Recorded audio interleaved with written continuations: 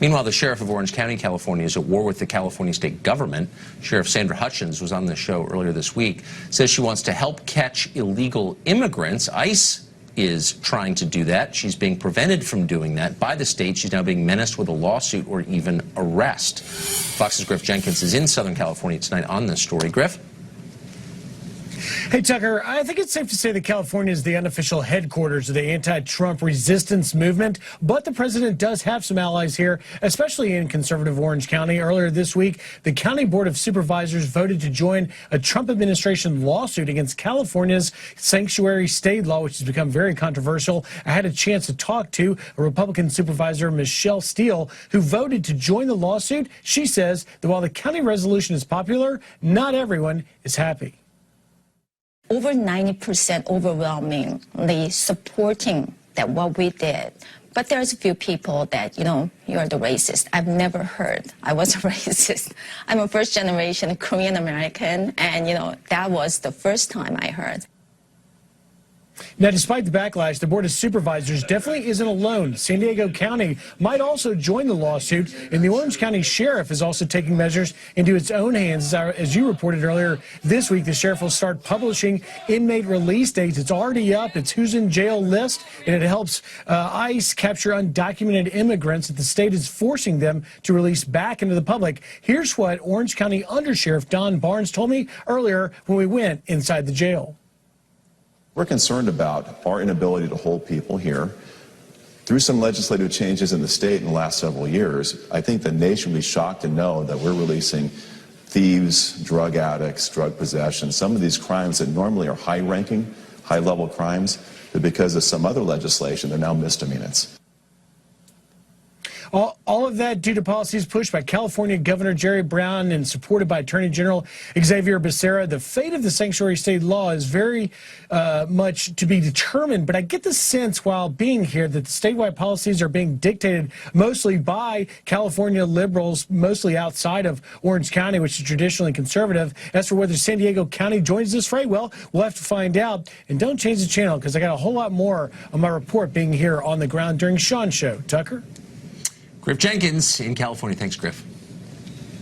Well, with the passage of time, the rhetoric on illegal immigration on the left has become increasingly brazen, and the intentions of those who espouse it are less disguised than they've ever been.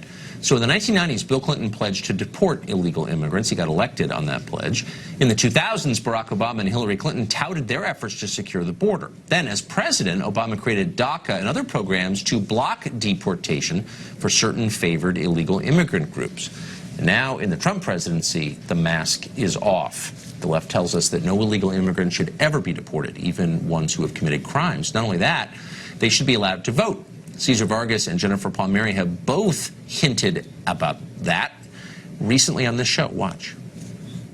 I do believe that we should have universal voting for everyone to ensure that everyone has for citizens of other countries. So, like, this Putin should be able to vote here. No taxation without representation. I believe that. That's a fundamental of this nation, isn't it? Who comes to the United States and buys a deck of Marlboros and pays a sales tax is entitled to vote. That's what you're saying. If that person comes here to contribute to the country, let him have a say in his government.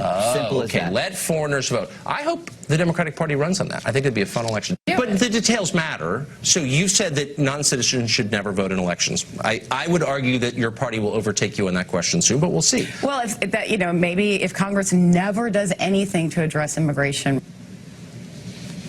Would any other country tolerate that? Would that idea be taken seriously any place but in the United States? Mexico doesn't take it seriously. In fact, the Mexican Constitution explicitly says, quote, foreigners shall not in any way involve themselves in the political matters of the country.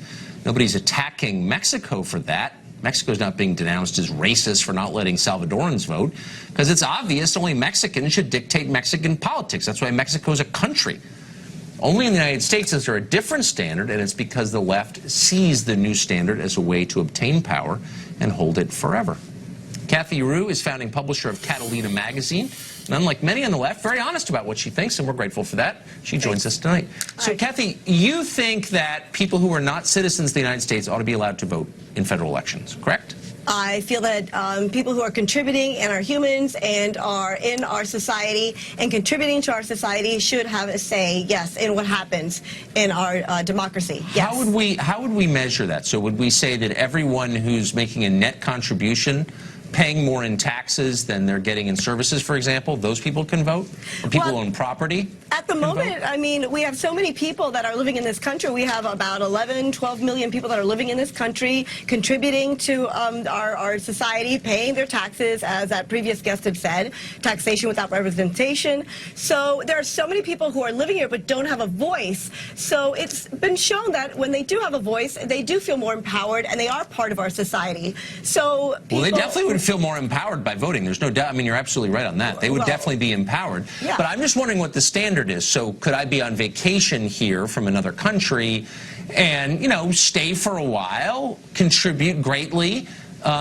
How long would I have to stay in order to be able to vote? Well, I mean, I think it goes state by state, and I think Maryland right now has a few cities that allows undocumented people to vote. So right. I would wonder how Maryland's doing it, and that's not California, that's Maryland. So Wait, I would say that raises a question. What Maryland's doing in other states. So if foreigners should be allowed to vote in our elections, why shouldn't residents of Mississippi be allowed to vote in California elections? Exactly, we should. I mean, the United States is the United States. So yeah, if I'm a Floridian and I'm visiting New York, so why can't I vote in New York? Absolutely, I think we should be able to vote wherever we happen to be. Yeah. Should we be able to vote in Mexico? Well, if we're contributing to their society and living there for years, and perhaps if there's a law that allows us to, absolutely. But the American way was established with people voting in the 1700s that were undocumented. So we actually were created as a nation of people that were undocumented and voting. So it is the American way. It was, a nation of illegals for sure. But let's just get back to Mexico. So their constitution says, illegal, undocumented. That's kind of a hybrid of the two. But their constitution says that foreigners are not allowed to participate in any way in their politics. Isn't that racist?